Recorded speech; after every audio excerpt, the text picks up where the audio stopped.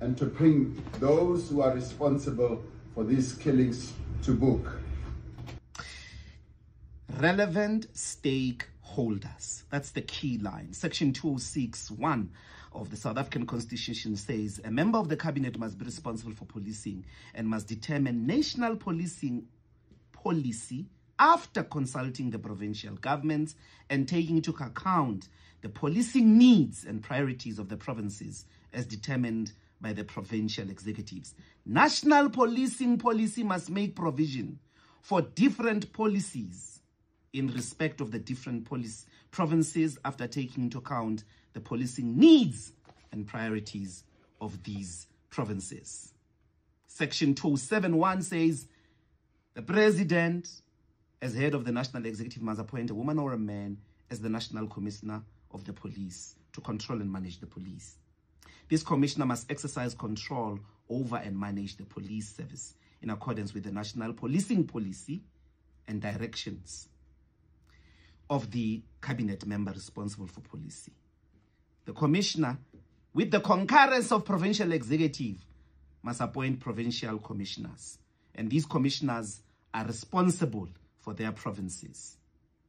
So, Mkhunu, you cannot arrive at a policy without speaking to the provincial heads as well as the commissioner. This is basic. These are the relevant stakeholders. You don't wake up in the morning and disband police operations which are a result of a policing policy unilaterally. But the political task team did not include the police only. It included some of the relevant stakeholders that do not report to Mkhunu. It included prosecutors who don't report to Mkhunu. So to disband it and tell the prosecutors no longer to do the work in the manner that was constituted before is the greatest constitutional violation ever. What is the wisdom here, Bantwana Benkosi? The reason it is important to separate police operations and policy is simple. We're not a police state. We're not apartheid.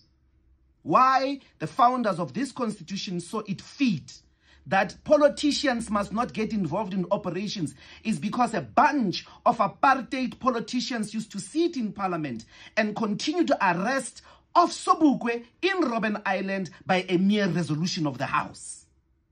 That is not policy.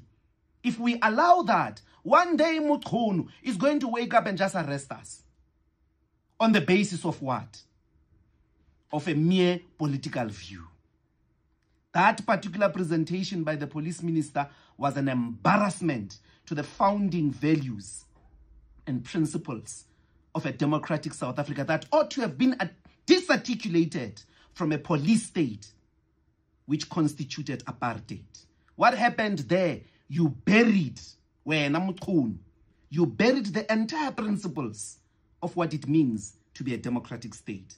But what shocks me the most, just finally, is that those gossip mongers in parliament sat there, none of them say to Mkhunu, did you attain permission and consent from Mkhwanazi to record a private telephone conversation between him and the chief of your office? Did Mkhwanazi get to say, yes, you can record me in a private WhatsApp conversation phone call? What do our laws say about interception? Can you record me and then go, not only without my consent you are recording me, you go and play it in full view of a private conversation that was recorded without the consent? Even its publication needs consent. That's why journalists have to say, I'm about to record you. They can't just intercept you. Even a bank, insurance companies, they warn you, be warned, this call is for quality purposes, it's going to be recorded for quality purposes, because they will still have to comply with the law, whether to publish it or not. Those gossip mongers, because they like gossip, they were sitting there listening to an interception of a phone call by the minister to a provincial commissioner without asking, is this lawful? Participating in a crime.